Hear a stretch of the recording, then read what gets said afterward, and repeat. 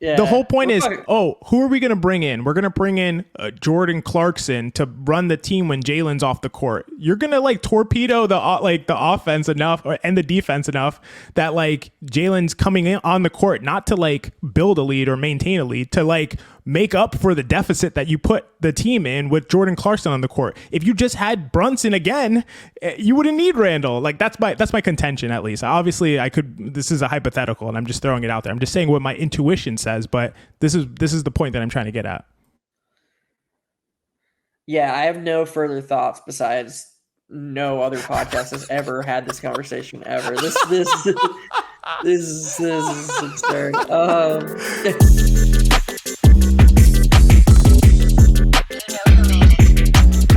This is Hot Hand Theory.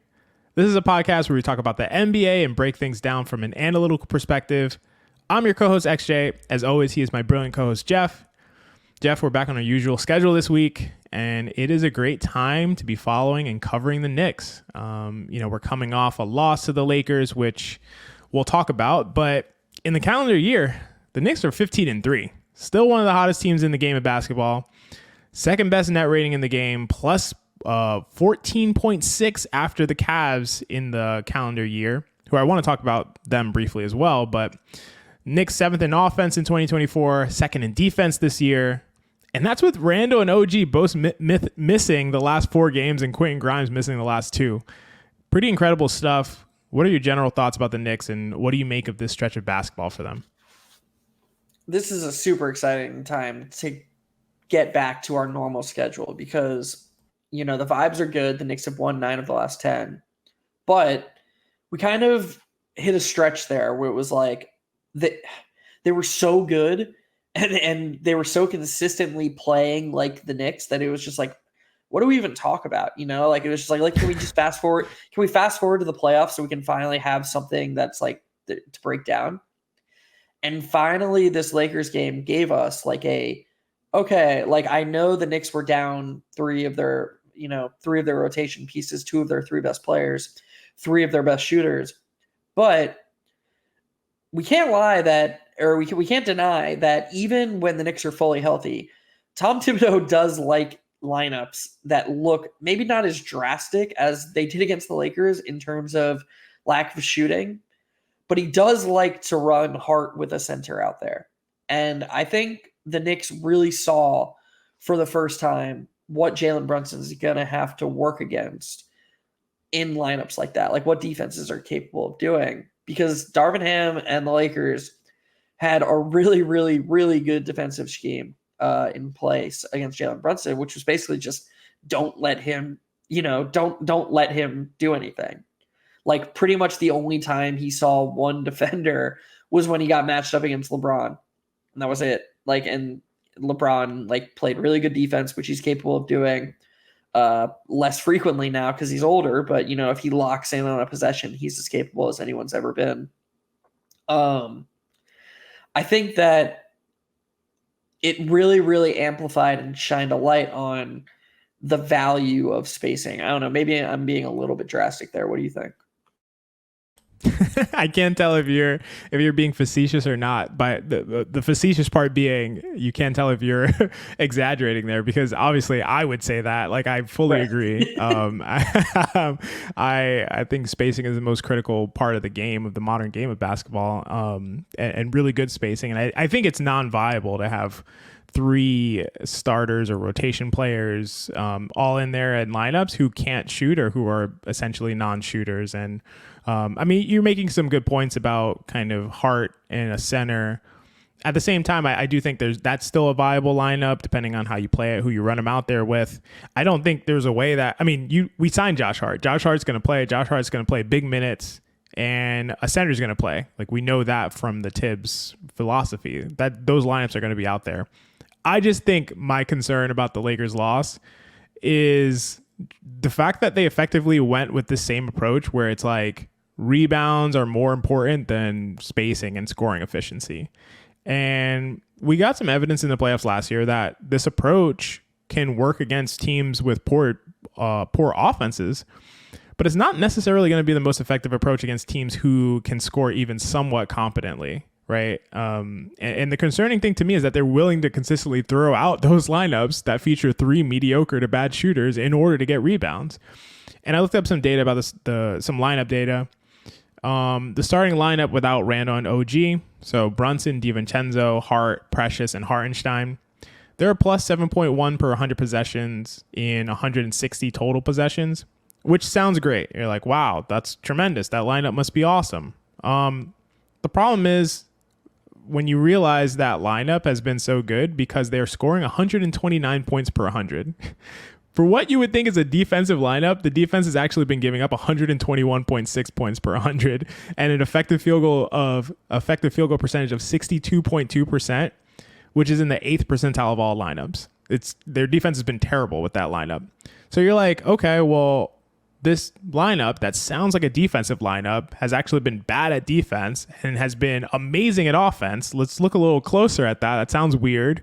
On the offense, as you would imagine, the shooting has been bad with a 52% effective field goal percentage. That's really bad. But they are, as they did last year at points, crushing the chances battle with an extremely low turnover rate, an extremely high offensive rebound rate. So I cautioned about this approach last year. Famously, I said on Knicks Film School that the Knicks offense is rat fake. I really said that they're fake, but Andrew Claudio added the rat fake at some point. I don't know how that happened. But as fun as it is, I think to have this really interesting way to play the numbers game with possessions and extra chances, like I think it's still a little bit of smoke and mirrors. I don't believe it's sustainable. I think it's cool and I think it's sustainable over the regular season because they did it last year. But, in the playoffs, we saw that it can get exposed. And I think that Lakers showed us a way that it can get exposed. And, right now, obviously, it doesn't matter a ton how they keep things afloat, with the guys that they have without OG, without Randle, besides what it's doing to their minutes, of course. that part is concerning.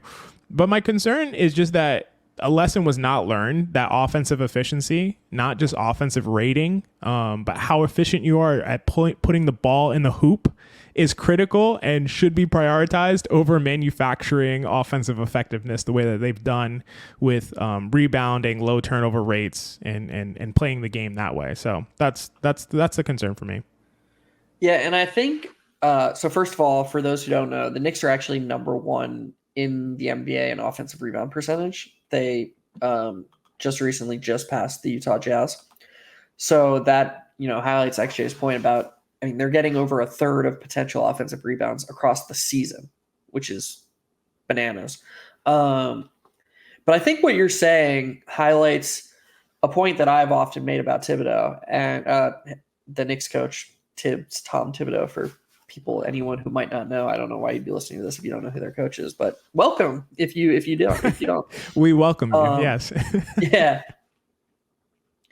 Something I've often said about him is he tries to build a team that wins one way, and he's really good at basically designing a scheme on both sides of the ball that can be good to really good over the course of a season, over the course of a playoff series. But if you've watched the NBA playoffs, you have to get to the highest level, you have to win 4 series. And it's really, really hard, unless your team is just way better than everybody else, to win 4 playoff series, one way. Eventually, there's going to be a team that is going to be able to take away your strengths. And there has to be an adjustment, or a willing adjustment, or an ability to take a punch and roll with it and win a different way. And I think, XJ, what you're trying to reflect here is a bit of a worry that the Knicks aren't going to be prepared to take a punch, that the second somebody takes away their ability to get offense rebounds, their offense is just going to fall off a cliff again. Yeah, absolutely. And I think the cool thing about the Knicks roster and including even if they don't make a move is that they're stacked. Like, I don't think people realize that the Knicks roster is incredible, right? Like, at the high end, you have Jalen Brunson as their best player, who may not be the best player on a lot of teams, but would still be the best player on some teams for sure. So he's not like the best player in the league by any means. And then under that, you have Hartenstein, OG, Randle, if and hopefully he comes back healthy, DiVincenzo, Mitch, who may come back healthy, Quentin Grimes, McBride, Precious, and Josh Hart. No team in the NBA has 10 guys who are at that level. Like no one does. It's not even close. So it's really just about how do we mix and match these guys to maximize what they can do based on, like you said, Geoff, based on who the opponent is, and if we need to win in different ways. If we need to win with rebounding, guess what? We got the guys to do that for sure. We know that. We can dominate the boards on both ends if we need to. If we need to win in another way with better spacing, with better offensive efficiency, can we do that? We have the players to do it. We have DiVincenzo, we have Quentin Grimes, we have Deuce McBride, we have OG Anunoby. There are players to do it, but is the coach going to be willing to deploy the right players in the right style to approach a game in that way? That's the question. Or is Thibodeau always going to try to win in the same way that he always tries to win? Like that's the question for me. I think that the Knicks have the horse. I don't want to call players horses. That Knicks have the players to do it. I don't like that for some reason. It's probably silly, but I think the Knicks have the players to do it. But just there needs to be some flexibility for when we have to win a different way, as you suggested, and that's what I'm concerned about. Yeah, and it's just tough because we basically just spend regular seasons. I mean, this is going to be the third time in 4 seasons when we just compile evidence that the way Tibbs wants the team to play works more often than it doesn't work. Exactly. Yeah. So it's like he is getting reinforcement that like, hey, like the results are pretty good. Like we're just going to keep but if you look around the league and watch other teams, besides the very top, like there are 2 teams I would say right now in the NBA who are who aren't searching for answers at all, and that's the Nuggets and the Celtics, of course. I watch the Nuggets, and I basically am watching the same. Like when the Nuggets are healthy, they're going to run the Murray Jokic pick and roll. They're going to run through Jokic. They know what they're doing. I actually think even more so than the Celtics, no team in the league knows exactly what it wants to do more.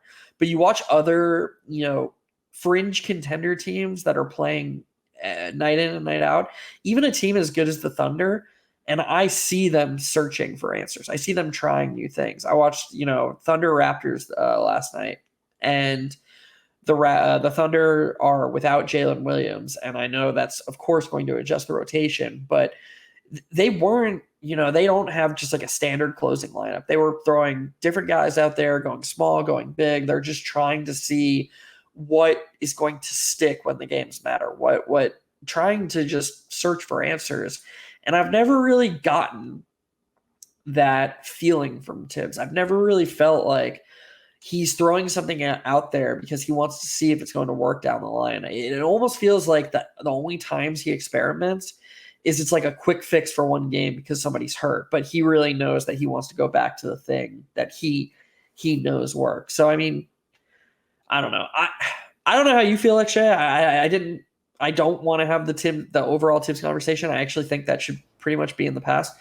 I've reached a point where like it's going to be really hard to reach the end of this season and be like, I think the solution's at head coach. I don't know if you've wavered off that, but I've almost completely wavered off that because I just can't argue with the overall goodness of the results, and even if that means we're going to underachieve in the regular season, the path that the Knicks are on and that they building towards, both with the combination of the front office and the head coach, the front office's ability to compile talent oh God, we were joking about this. Is it synergetic or synergistic? Which one's the drug one and which one's the right one?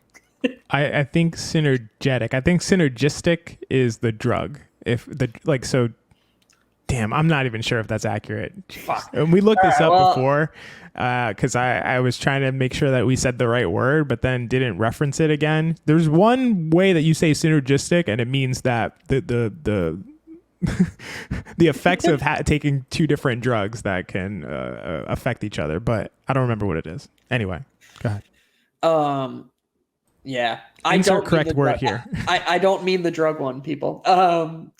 Yeah, so the front office's ability to compile talent that is really good and is synergetic. And then also the head coach's ability to scheme, get the guys to play in that. Like, to me, the floor is so high, and it's almost raising the ceiling by accident. Like, even if Tibbs himself isn't exactly a ceiling raising coach, I just feel like they're just going to be so consistently good that they're going to give themselves chances. To the point that I don't have a problem if Tibbs is just the answer for the next 4 or 5 years. I think I'm there. Are you there, or in spite of everything you've said, or do you still have questions? I'm not really there, and that's nothing against Tibbs. Like I think that Tibbs is a really really good coach, and he's grown and shown a lot this season and even last season. Like we're seeing like evolution from him, I think, over time, and his principles defensively clearly are very effective. I think that he does a lot of things extremely well. I just need to see in the playoffs, and it's funny because like I'm not a do it in the playoffs kind of guy. I think you can do it in the playoffs kind of thing when you have some reason to believe that a certain approach won't work well in the playoffs because of the different contexts. And I think that it's cool, and if the Knicks play the Cavs again and they dominate them the way that they did last time, which I want to talk about that. I don't think they would. I think that that'd be awesome. And it's like Tibbs is the guy for the job if that's the style that they're going to play. But if they play a team where they have to kind of get out of their comfort zone and play a little differently, I'm not sure that Tibbs is the guy. And so I think it's really is going to depend on the Knicks playoff matchups and playoff success, which will determine whether we're actually shining a light on some weaknesses that Tibbs may have that may limit the ceiling of the team in the long run, that don't actually come into play during the regular season. So to be honest, I think it's like it doesn't matter. It feels a little moot to me because I think the front office is committed to Tom Thibodeau, and I think they're going to re-sign him, and I think he's gonna get extended and continue to coach here long term. So I think it's a little bit of a moot point, but where I'm definitely not at the spot where I'm like, sign me up for Tibbs, and I think he's the guy to get us to the championship. I do want to. You could respond to that real quick, and I want to talk about the Cavs for a second and some other stuff. Yeah, I just want to say I'm not sure he's the guy to get us to a championship either, but like if I had to project forward for the Knicks' next 5 seasons, I feel extremely confident that the Knicks are going to have as many lottery tickets as possible in the crapshoot of the playoffs with Tibbs as the coach. And when you combine that with the talent acquisition abilities of this front office that they've proven, I actually think that indirectly raises the team's overall championship ceiling. Like that's why I said indirectly, because I agree with you. I'm there are just going to be matchups where Tibbs' rigidity is going to be frustrating and hurt the Knicks and hamper them in a playoff series. But like if Tibbs on average is getting the Knicks to, helping them be a top 4 seed and extra time in the playoffs, that could be more valuable maybe if you're getting an extra run at a playoff. Because as you know, coaching is only a small factor. There's so much variance, so much that even the players, the coaches can't control. It's just whether the shots falling, whether bounces break their way. And if you think Tibbs is worth an extra run across 5 years, that there's value in that, even if there are negatives that will hurt in certain matchups. Yeah, I think that's such a strong argument, and I think that is totally valid. I don't have much to rebut that with. The only thing I would say is that I do think the value of coaching is greater emphasized in the playoff context, in the playoff environment, and so I think that, getting the Knicks an extra home game or something like that could be worth it. But like if you get in the wrong series and it's like Tibbs is not going to win this series for us, another coach would have been able to, that's where we'll actually see it. And it's too hard to tell. And I don't think the Knicks are going to make decisions based on that possibility. So I think we're committed to Tibbs moving forward. It's funny. It's funny because we're such like, how could we possibly know, if another coach would have won them the series? But it is funny that we're coming on the heels or off the heels of the Knicks losing a series that I think it's very, very obvious that like any other coach would have won that series. And like well, Benji Ridholz put a poll out and said, if in the Knicks and Heat series in the playoffs, if the coaches were switched, if the Heat had Thibodeau and the Knicks had Spoelstra, would the Knicks have won the series? And like 80% of people said the Knicks would have won the series with Spoelstra. Yeah. So yeah. And but like I'm willing to take it a step further. I think maybe not, of course not any other coach, because that would be disrespectful to Tibbs, but a coach specifically who would have valued spacing and played Grimes more, as opposed to the Josh Hart, RJ Barrett combination that just got destroyed. I feel very, very confident that that series goes a different way if you have a coach who sees that earlier. And like, how weird is it, by the way, you know, not to rehash brutal memories, but how weird is it that Tibbs played Grimes 48 minutes in game 5? It was almost like he was like trying to prove that he was right. Like, fine, fuck you. I'll throw Grimes out there for 48 minutes and see what he does. And then Grimes played well, and he was like, oh well, shit, you know, like I don't have any other explanation for it. But it's so strange that he spent so much time playing Hart and RJ together at the 2 and the 3, which is just, oh my God. Anyways, let's talk about the Cavs. No, I totally feel you on that. Let's talk about the Cavs. The reason I wanted to talk about Cleveland, you know, they're with the Knicks, also one of the hottest teams in basketball. Debatable between those who's number one, but those are the two teams. I'm going to put you on the spot. So in a vacuum, who would you say are Cleveland's best 5 players in order? I'm not talking about EPM, I'm not talking about LeBron or any of that. I'm saying, who would you, Geoff, say are the Cavaliers' 5 best players in order / most impactful players in order? I would go with Mitchell as a very, very easy number 1. Mm-hmm. This is in a complete vacuum, not in their in a complete roles. Vacuum, not in, well, yeah, in a vacuum, in as much of a vacuum as you can get to. Yeah, I got it. Yeah. So I would go Mitchell, then Garland, then Allen, then Mobley, then Strus, I think. Strus. Yeah. Okay. Yeah. All right. Well, it's really interesting to me, and I would probably agree with your listing, actually, in the exact order. I'm not sure, but we're close. Allen versus Mobley is the weirdest to me. Not to me. Allen's clearly better than Mobley to me. That one's easy for me. Okay. So, but I would say, so it's interesting to me that their best lineup with over 250 possessions is actually the 4th best lineup in the league with over 250 possessions. And that lineup is Mitchell, Strus, Okoro, Dean Wade, and Jared Allen. As you'll notice, the second best player that you have on their team and the 4th best player that you have on their team are not present in that lineup. And in 452 possessions, this is a real sample size of close to 500 possessions. 500 possessions of a lineup is when you can start, in my opinion, from the data, start to really draw some conclusions without feeling like you got to throw it out. It's just not enough sample size. That's a reasonable sample size. 452 possessions. They are blowing teams away by 20.2 points per 100 possessions with that lineup that I just mentioned. That doesn't feature their second best player and their 4th best player. That's incredible to me. And my point is really just that the spacing with Mobley off and Dean Wade on, who shoots 39% from 3, is so much better that however good you think Mobley is as a defender, and I think he's an amazing defender, it doesn't come close to account for how much better they are on offense. And 2, they don't really lose much whether Garland plays or not. And I'm saying that, not really definitively, but I believe this, and I kind of always suspected this, because this doesn't say that Garland isn't an incredible player. He is. Garland is awesome. I love Darius Garland. But there's only one ball, as we know, and Mitchell and Garland are pretty highly redundant, in my opinion. And I've had this underlying view for a long time. I'm going to get major hate for this, I know, and I'm probably on an island. I think even you might disagree, Geoff. I don't think you need 2 primary creators to play off of one another. I think that this applies to Brunson and Randle. And I want to be clear. I'm not saying it's a negative, right? I'm not saying, I don't think you need 2 primary creators to play off one another. I'm not saying it hurts you to have those. So I don't think the Cavs are better without Garland on the court. I do think they're better without Mobley on the court at the 4. I just think you're not getting as much out of Mitchell and Garland when they're both on the court because they're kind of like metaphorically tripping over each other.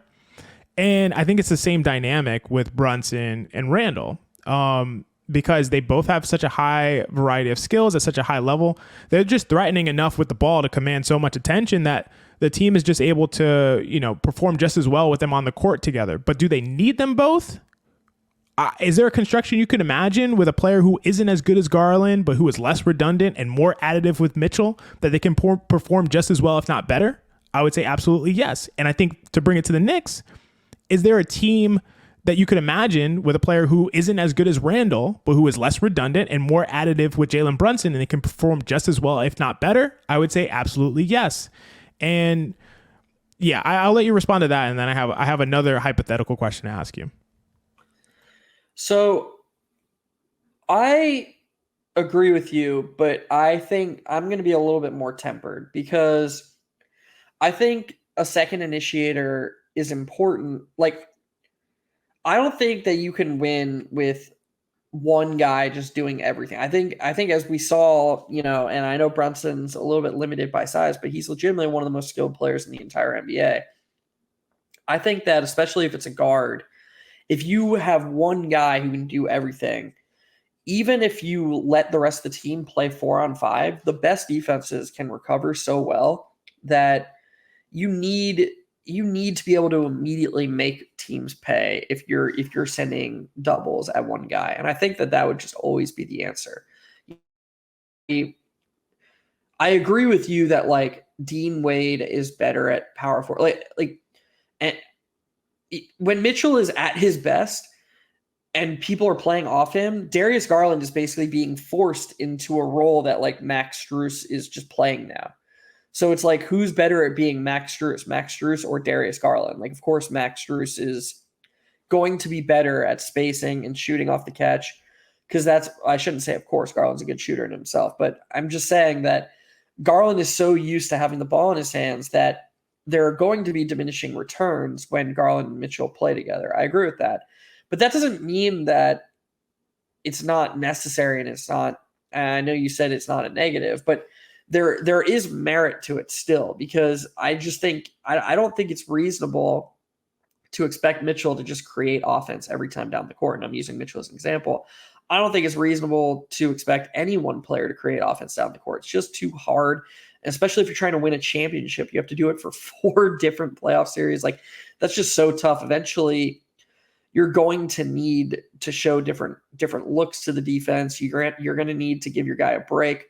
I think what this highlights to me is how much of a bummer it is that Brunson and Randle aren't more interactive as players. Because unlike Garland and Mitchell, who are both guards, and it's harder for them to play off each other, there's a world where Brunson and Randle can be more interactive and elevate each other more so that the returns are less diminishing. And it remains surprising past the halfway point of year 2 that Brunson Randle pick and rolls basically just don't exist. Like, that is the way to get both involved and to have both be threats in the same play, so the returns are less diminishing. I just want to jump in because I don't agree with you. Like, I think that just because they don't play the same exact position, like they're not both guards, doesn't necessarily mean that there's a way to make them more interactive. Because I think that what you just said, Brunson Randle picking rolls, like Randle is not going to roll hard like that. Like, that's not the kind of player he is. Like, I know. I agree with you. I agree with that. I'm saying it's too bad that he's not that type of player. But I guess my point is, like, that would make him a different player, right? Like, if he was that kind of player, he wouldn't be Julius Randle. He'd be a different guy, He's been, he was a roll man in New Orleans. I have no idea why he came to New York and just decided to stop being a pick and roll guy. Yeah, I don't know either, but he doesn't do it. He was awesome at it at some point, but that's just not how he plays. I don't know. Yeah, I agree with you.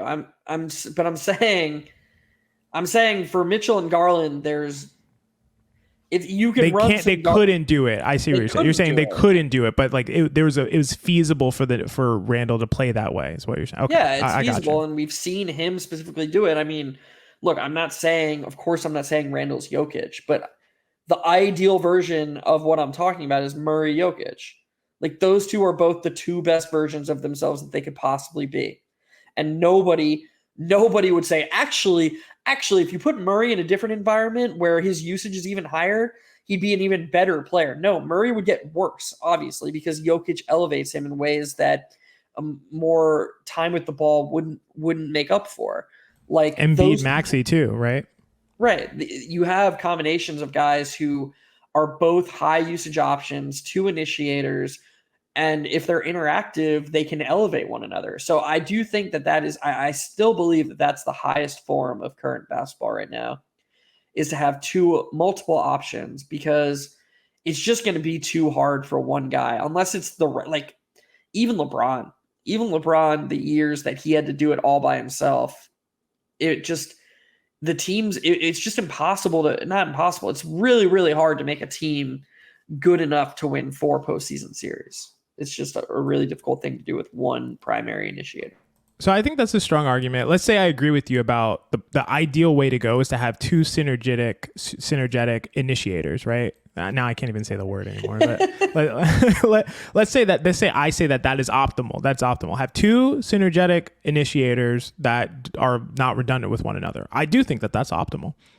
Like we just mentioned 2 scenarios where that's the case. There aren't many where that's the case. Like it's a rare situation. I don't think it's common that we see that. We often have 2 guys who are really good, but that are redundant, like with one another in a lot of ways. Like we don't see this perfect synergy in most cases. So what's the second most optimal option is what I'm really asking you. Not what's most optimal, but like, would you rather have this one primary initiator surrounded by, defensive insulation and shooting, or would you rather have 2 guys who are like kind of like don't really work well with each other, but are really great in of themselves?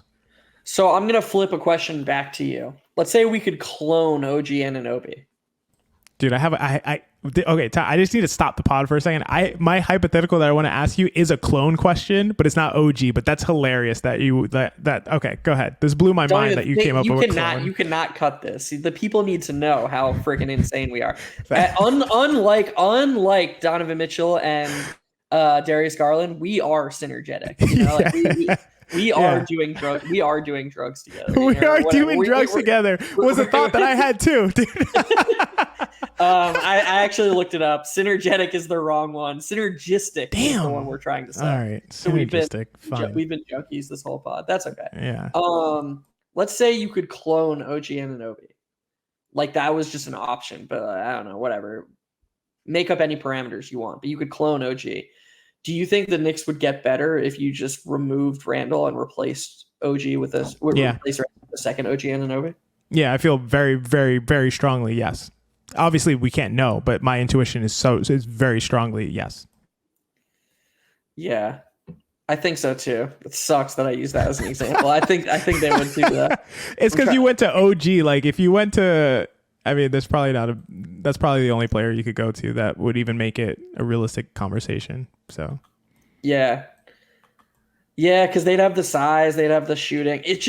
I still feel like it would be putting a lot on Brunson's shoulders. Like I think it's really hard to capture what Randle does. Like, God, why did the conversation always come back to Randle? But like, I just think that let me ask you my hypothetical, my crazy hypothetical.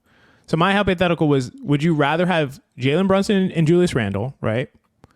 Or would you rather have 2 Jalen Brunsons, no Randle, 2 Jalen Brunsons, and the caveat is that those 2 Jalen Brunsons couldn't play together? So option 1 is Julius and Jalen, and the Knicks at full strength. Option 2 is we trade Julius somewhere, we get the magic of cloning that you just used, but the NBA puts out this rule: you can't play any clones together at the same time. Sorry. What team would you rather have? I would definitely rather have the Randle. I don't see how. I would rather have two Jalens. That's absurd, though. I'm sorry, that's too strong. I need to not use strong words like that. My instant reaction is that's absurd, and I'll tell you why. Tell me why. Because you're getting 48 minutes instead of 70 minutes or whatever. So those. What do you mean? They can't play together.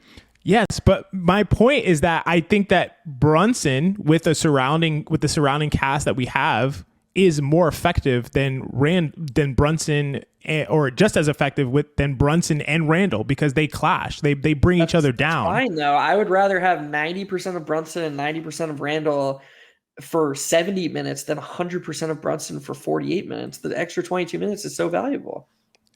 You're not getting extra minutes though. You're getting extra minutes of a less well, in my mind, a less efficient like offense. So like, why would you want more time to have a less good offense? How are you not getting extra minutes? I'm saying you're getting more time. You're getting extra minutes in total, like in terms of like just bodies being out there. But I'm saying you're getting more time of a worse product is what I'm arguing. So why would I want more time of a worse product? I'm lost. But, okay.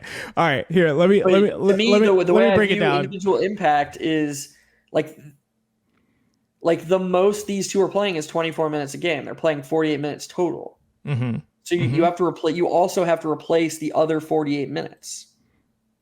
Well, you mean the other 11 minutes, or the other 22 minutes. All right, I'm getting lost. So this was not a good hypothetical. That's my bad. That's my bad. They're averaging 30. Do you agree that Brunson and Randle are averaging 35 minutes a game right now each around? Yes. Mm-hmm. The Brunson and Brunson clone would be capped. Yeah, 24 each. Right. Yeah. Well, not capped at 24 each, but they could only play 24 if they both play the same amount. Even if they're better, which I agree, because Brunson's better than Randle. Yeah. You're still getting fewer minutes. So you need to also make up for the extra minutes that you're losing, because you're getting. And I'm saying that the Knicks have so much depth and are so good with Brunson at the helm and surrounding him. So here's what I'm saying. I'm saying Brunson, DiVincenzo, OG, let's say Grimes and Hartenstein, or we can even say Hart and Hartenstein, whoever you want to put out there. I think that lineup is going to be better than Brunson, Randle, OG, Hartenstein, and Hart, or whoever it is. Like, I think that lineup's going to be better. So and now I see how you're relating this back to the Cavs conversation. Yeah, exactly. I'm saying that I'm taking out Garland. Instead of having Garland, now Mitchell never leaves the court. I just always have Mitchell at full power. I don't have a tired Mitchell. I don't have a drained Mitchell. I don't have a Mitchell. Oh, he's been carrying the team. He can't keep doing this. He can't possibly keep doing this. He's going to be exhausted. No, I have a maxed out Mitchell at all times on the court always, instead of having a Garland who is redundant with Mitchell. That's my point. Yeah. And if you ask just real quick, I know I cut you off because you're about to talk. If you ask the Cavs this question, I think they would have to say they'd rather have two Mitchells than have a Mitchell and a Garland. The same question, because their team has been so much better without Mitchell and I mean without Garland. And I'm giving you the option to just have that all the time. Like, you just always have that. You never have to go to someone else. You never have to, okay, Mitchell's off. How do we buy him? 6 minutes. We let Garland run the team and it's not as good. Like, you just always have this maximum strength offense or overall product. Yeah, I guess I see what you're saying. Yeah. That's interesting. I'm a little flabbergasted right now. This is great. Podcast making. So I'm trying to make sense of it. Or not make sense of it. I have made sense of it. I'm trying to figure out what my answer would be, because I definitely am leaning. I see what you're saying and I get it more now. And the Knicks do have the depth. Unfortunately, they have the depth, right? Exactly. You have to have the depth. I gotta be honest. I feel stronger about cloning OG than cloning Brunson. Yeah, I didn't think you were gonna bring that up. The cloning OG thing is awesome. Yeah, for sure. That I feel strong, because you don't even have a parameter around it. Like, we could just play them together. Like, it's over. If you just have two OGs, it's over. Like, what? Who's gonna score? Like, it's ridiculous. We have the best spacing and the best defense. Like, it's over. Like, I feel very strongly about that. But like, that's why I put that parameter, because if I said you could play the Jalens together, would you still say Julius? Oh no, I would. The thing that's making me lean in your direction is actually them not being able to play together. Exactly. Yeah. That's my point. The more I think about it. Yeah. The whole point is, who are we going to bring in? We're going to bring in Jordan Clarkson to run the team when Jalen's off the court. You're going to like torpedo the offense enough and the defense enough that like Jalen's coming in on the court, not to like build a lead or maintain a lead, to like make up for the deficit that you put the team in with Jordan Clarkson on the court. If you just had Brunson again, you wouldn't need Randle. Like that's my contention, at least. Obviously, this is a hypothetical and I'm just throwing it out there. I'm just saying what my intuition says, but this is the point that I'm trying to get at. Yeah, I have no further thoughts besides no other podcast has ever had this conversation ever. This is absurd. That's an awesome thought, though. But I do agree. I think I agree with you. I think I agree with you now. I think if they could play together, my initial pushback was just the minutes. Yeah. I hear that. And then also, obviously, like in theory, Brunson and Randle, as non-synergistic as they have been, they're more synergistic than Brunson and Brunson would be playing together. So that was my initial pushback. But the caveat of they're not allowed to play together, and it's just, okay, you're building a team that somehow is getting super Brunson for 48 minutes a game, and you just have to find maximum Brunson for the entirety of the game, yeah. And you just have to find shooting, because it's almost like, now that you've shined a light on it, it's almost like because you have the second initiator and they do play together sometime, you're not getting the maximum version of either of them when they do play together. Exactly. These are all the things that I'm trying to get at with the hypothetical. I know it was confusing. I'm sorry that it was. No, but you got me there. This is like helping me realize football sucks. This is that version of that. Yeah, I get it. That now. won't be the intro. I wish this is the inverse of when I tried to explain the door question, the Monty Hall problem. The Monty Hall problem. Yeah, and you were like, "Yeah, your way of explaining sucks." I guess this is what we're figuring out. I'm bad at explaining, and you're good at it. You're No, it didn't work. Clearly, it did. It was a terrible way of explaining it. But yeah, I think you're getting at all the themes that you're getting at all the themes that I'm trying to like talk about with this hypothetical, right? The idea that part of the issue is that you're getting this watered down player. And that's why I even believe that you could even ask it in a different way. Would you rather have Brunson and Booker instead of Randle, but they can't play together? Like, I would still rather have Brunson and Booker than have Brunson and Randle who can play together. Like, I would, that's the choice I would make. Brunson and Mitchell, I'd rather have Brunson and Mitchell than Brunson and Randle. Like, you know what I mean? That even if they couldn't play together. That's how I feel about it. So you're just really down on the minutes that Brunson and Randle do play together. I think they play really well together. It's not even like that they don't play together. I think that they play really well together in spite of their lack of cohesion. And the reason is because they're both really good players. This sounds like I'm so down on Randle. I think Randle's really good. I just think that I'm down on the idea that you need two primary initiators in spite of the fact that they don't have this cohesive, synergistic like connection. That's what I'm down on. That's where I'm coming from. Isn't there something to the idea that like let's use an old Nick. Let's use Quickly, because I think Quickly is like one of those additive pieces that's just good with anyone. Yeah. I think it's inarguable that Quickly would be a better fit with Randle than Brunson is. Like they would elevate each other on both ends of the court.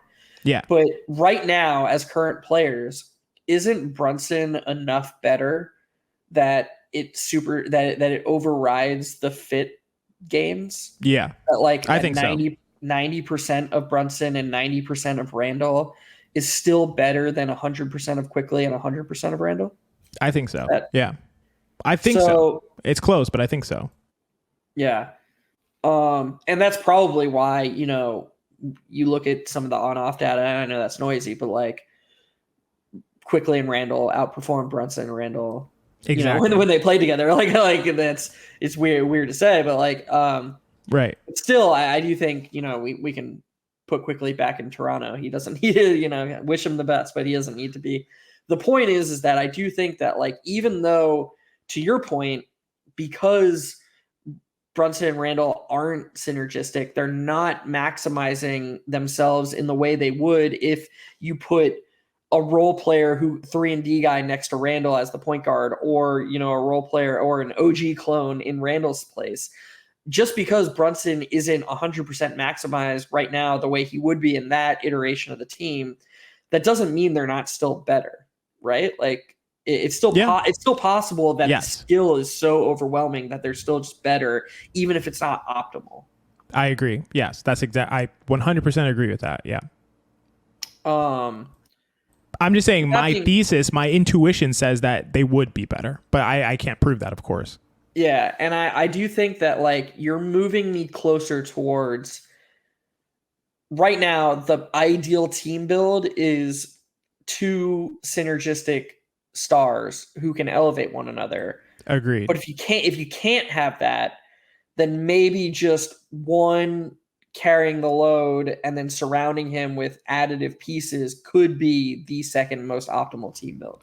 100%. That's what I'm going for. Second most optimal, because I agree with you. Jokic and Murray, Embiid and Maxey, that's ideal. That's like what you go for. You're not going to beat that. But I'm just talking about second most because it's really hard to get to guys that are that good and that work cohesively together. And in the possessions that I looked at, teams lineups with over full 5-man lineups with over 250 possessions, the best lineup was the one with Embiid and Maxey and other guys that fit around them. Like, by far, they were destroying the league, right? Like, and that just makes sense. But guess what? Who else is there? Lineups where that is not the case. You have actually the third best lineup was the Pacers with Obi Toppin and Bruce Brown. Like, it's just I just think that that's the second best way to build a team if you can't get the first. And this actually, maybe we're getting to the point a little bit late, but this actually raises a really interesting point about big threes in general. Because, like, ever since Allen and KG went to Boston, big threes in the NBA has always been such a talking point. But if you look at the ones that failed and the ones that were successful, the ones that failed were the ones where all 3 guys were guys who needed the balls in their hands. And then the few that actually were successful, like the current Clippers, like the Heat, like the Cavs, and like the Celtics, it took somebody taking a back seat and finding other ways to, and almost taking on that role player role. Like, Ray Allen, basically, if you ask a modern NBA fan what Ray Allen was, nobody has any idea what he could do in Milwaukee, how good he was with the ball in his hand, because he became basically an off-ball shooter in Boston, and KG became basically just an interior defender who occasionally shot. But they both had to take a step back, and Paul Pierce was the guy whose initiation, and Rondo, the rise of Rondo, he was a point guard, so all of a sudden the initiating was reduced. You look at the Heat, the Heatles, Bosch, his usage just disappeared, and what he was in Toronto was nothing like what he was in Miami. If Bosch didn't figure out how to be such an important cog of their defense, he would have fallen even further behind, because that was so firmly weighed in LeBron's team. And then you have, the Nets, which obviously they didn't play enough, but they basically, none of them, like Harden's answer to sacrifice was, I'll just be the point guard. But it's like, yeah, you're still gonna have the ball a bunch. Like, you still need to figure out there's only one basketball. And I guess the point is that to your point, 2 is optimal, but if even 1 with role players can work, then there's no way 3 initiators is going to work. And the Knicks tried for a very long time to make it work, but I just don't see that happening, really. And we see those dividends from moving an RJ Barrett. And this is why I'm so fortunate and happy to do a pod with someone who has such an incredible memory, because all of those situations that you mentioned off of your memory historically, all of those players, or some of those players, are becoming lesser versions of themselves to maximize team success. But they're just so good that this lesser version of themselves is still, like, creates an amazing, like, player, right? Like, they can play that role and they're so good and they're so multi-talented that they can play that role and still be the best at that role. But is that maximizing that individual's player impact on the team? No. And my point is, the best team builds is where no one has to become a lesser version of themselves. And that we see that obviously when two primary creators are perfectly synergistic and they work well together, no one has to become a lesser version of themselves. But when we don't have that, someone does. And that's why I'm proposing that the alternative, the second best build, is still a scenario where no one has to become a lesser version of themselves. You just have less players who are, redundant, and everybody can be maximum themselves. And I think that's how you get the best out of a team, unless you have guys that are just so good that their lesser version is still better than anyone else who would play in that role. Yeah, that's a really important distinction to make, because of course you can make, like, if you could have 3 LeBron Jameses, none of them would be the best version of themselves, but give me 3 LeBron Jameses, I'll be exactly fine with that. You know, like, because he's just so good and multi-skilled that he could do that. He could impact the game in all these different ways. You have one maximum defensive monster LeBron James. You'd have one, high playmaking LeBron James. You have one like spotting up and cutting and dunking LeBron James. Like, he can do all those things, and he's still not being his maximum self, but he's still able to take on those roles at such a high level. And I think this is your point about the Knicks, is that, like, RJ wasn't good enough to not be maximized. Like, what we're seeing in Toronto right now is him being maximized, and he's been good in Toronto, all the metrics are pointing upwards, but it wasn't optimal or close to it for the Knicks to say, okay, RJ, we already know you have like this limited skill set, but what if we also made you a worse version of yourself? Like, it's not fair to him, and it's not ideal for the Knicks. So it should have been more obvious that replacing him with OG, well, not to pat ourselves on the back, but we both went on podcasts this offseason and said that would be a really easy trade to make. But it should have been, it was very clear that, like, replacing a suboptimal facsimile, or whatever the fuck that word is. Facsimile. Words. Facsimile of RJ Barrett, someone basically being asked to be OG Anunoby would be worse than just being OG Anunoby than getting the real OG Anunoby. Exactly. 100%. And I think you mean that with Randle almost too. Like, as long as you have an elite initiator, like, at a certain point, Randle is going to be asked to be OG Anunoby when Brunson's dancing. And in the possessions Brunson is doing his thing, the players playing off him, they are at their best when they're elevating Brunson's ability to be his best player. And of course, OG Anunoby would be a bigger threat off the ball than even Julius Randle. Well, Julius Randle's not shooting well this year, but even like a good shooting Julius Randle, when he's shooting 38%, still not the threat off the ball that OG Anunoby is. Yeah, and I think Randle does command so much attention just based on his offensive ability that you're still like, he still creates gravity even if you don't think he's going to shoot, because if you let him catch it and have like a runway ahead of him, he still can do some damage. So he's still going to command respect from a defense, but we're just talking about, who's going to be better for the offense, a second OG or a Julius Randle? We're not talking about defense, because clearly there's no discussion to have there. When you're talking about, it's questionable on offense, and then you throw in the defense, it makes it not even a question, because defensively, obviously, OG is going to provide 3 times the amount of defensive impact that Randle's going to. So I do think the Knicks and we as fans are missing a lot about Randle. Like, it's hard to have this full conversation, because it feels like it's been so long since we've watched him play, like, and, it's only really 4 games, but sure. I'll tell you one thing I don't miss, though, that like shines a light on the point you're making. When somebody has the ball and Randle like just runs into the middle and plants himself there, and he's like, no, this ain't your possession anymore, buddy. Like, and he just puts his hand up, and it's like the guy has no choice but to throw him the ball. He has to give him the ball, yeah. Yeah, he has to give him the ball, because Randle's just planted there and he can't drive, And so I don't think the second OG Anunoby would be doing that. Like, I think Brunson would. I'm going to start doing that in pickup. I'm just going to run to the middle and just be like, no.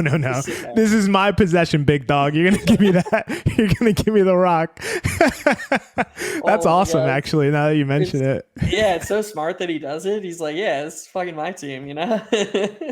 I love that. And okay, I want to say, because we're gonna conclude Knicks talk in a second, but I want to say this is gonna come off, I know, to Knicks fans who are listening to this as like huge Randle slander, Randle underappreciation, forgetting how good Randle is, 2-time All NBA Randle, multi-time All Star. This is not Randle slander. This is I think what I'm talking about is an archetype, is a style of player, is talking about team building from in terms of styles and abilities and skills. It is not about Julius Randle as a player. I think Julius Randle is an incredible player, an incredible offensive player, definitely an all NBA level player, definitely an all-star level player. I'm just saying that this is not about Randle not being good. I'm talking about building teams and what I think would be best for the Knicks as it comes to building a team. Yeah. I mean, I just felt like the caveat was necessary to say, because I feel like it could be interpreted as like they're just shitting on Randle, but that's not what's happening. one thing I will say is that you do run the risk of, like, if you're like, okay, well, we're not gonna have we don't have two synergistic stars. Let's just have one, and let's maximize this one star. You still need to replace that second star with the right guys. Like, the Knicks have a luxury right now because OG Anunoby is the perfect role player. And Josh Hart and Grimes, while not perfect, are good role players. And Dante DiVincenzo, I should throw in that group as well, obviously. If you have those two guys, though, it's really difficult to be like, you know what? Like, we can just go get those guys. Like, the Knicks already have those guys. Look at the Dallas Mavericks, you know? Like, in my opinion, Luka is doing what Luka does best right now, and that is getting the absolute most out of guys who just aren't very good. But the Mavericks would kill to build a team that was Luka and a bunch of plus 3-and-D guys, like a team of OG Anunoby clones. But they don't even have the first one to clone. Exactly. Yeah. And they traded them. I do think one thing your analysis is missing is how difficult it is to find those guys. Because if you said to me, like, okay, well, what if I built a team that was like quickly Derek White, Luka, OG Anunoby, and I don't know, Porzingis. It's like, okay, well, yeah, Luka can be the only initiator on that team, but it's hard to just get one of those guys, you know? You're totally right, and I'm glad you brought that up. I guess my point is, like, we talked about the optimal team build. I also think that's the hardest team to construct. So I'm talking about this, what I think is the second most optimal team build, which may also be hard to construct, but not as much as the most optimal team build. And so I think there's like there's a seesaw there where it's like difficulty to construct versus like most optimal team build. And I think that for the second most one, for where the Knicks are, it is like most easy to put together. But in terms of difficulty, there is just always going to be this trade-off between difficulty to construct versus most optimal. So I think I want to end with a question that I have for you because it raised a really interesting question in my head. What you're unintentionally highlighting right now is that one of or both Brunson and Randle are flawed players, are flawed stars. Because in theory, as I brought up earlier, they should be able to be synergistic, somewhat synergistic. If that's not the case, if they can't be synergistic, and if they're just going to be dueling banjos operating at 90% of their effectiveness, doesn't one kind of have to go? Yeah, I think so. I that's why I've always said that I think that you're not going to win a championship here with Randle as your as the guy or one of the guys. So yeah, and that's not because Randle's not that good. If it was just Randle and not Brunson and somebody else who was as good as Brunson but like better fitting with Randle, I think it could work that way too. But who would that be? Nobody. Okay, I was gonna say, who is? I'm just trying to say, like, it's not. It sounds like what you're saying is that like no team should want Randle. Like, I'm not trying to put you on the spot here. I'm trying not to say that. It sounds like you're painting a picture where like it's almost impossible to win with Julius Randle on your team because he just won't. He won't do the additive thing with anybody. Yeah, dude. Why are you making me say this? I don't Yeah, want to. I'm sorry. Yeah, you're right. This is fucked up. Cut that. Cut that. You know. Yeah. Yeah, I'm trying not to say that, but it's all right. But yeah, no, all jokes Sometimes aside, I forget. I think it's more difficult to build it with Randle for sure. I have to be honest. Actually, this is a compliment I can give, and again, I'm gonna give people a little sneak peek behind the curtain here. Sometimes me and XJ just get on this call, and our pod doesn't actually start for like an hour into our conversation because we can just shoot the shit and talk about everything. And so like we start the podcast and we basically just pick up the conversation from what we were talking about before we hopped on before he pressed the play button. Sometimes I forget that we're on a podcast right now. Like I'm just like, oh wait, yeah, but I shouldn't just say anything. I shouldn't just be like, wait a second.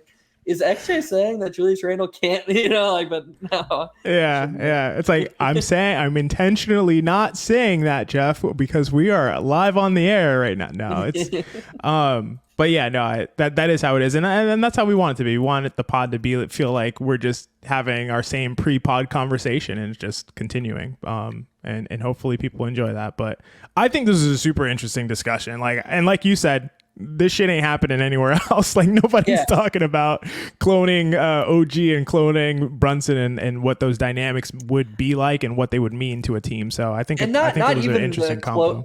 Not even the cloning aspect specifically. I just think the whole conversation was really good. Like I don't know how many other people are trying to figure out which team build is better and, weighing the pros and cons. So look, more shit you don't hear on a podcast. Kudos to us, pat on the back, like that was good stuff. I don't know who those clones were last week who were saying that Paolo Banchero is overrated. That couldn't be us, We should have never let those clones get on the pod. It was a bad idea, but we're back, and we're level headed now, so we're not saying crazy shit anymore. Yeah. Although we did, we definitely aren't like hating on the Magic and saying Franz Wagner should have been an all-star. Saying blasphemous stuff like that. Yeah, that's some hate. That's pure hate to say that Franz should have been an all-star. Pure hate for Paolo is what that is. That's how I interpret it anyway. Good talk. Let's end the Knicks talk there. Good stuff.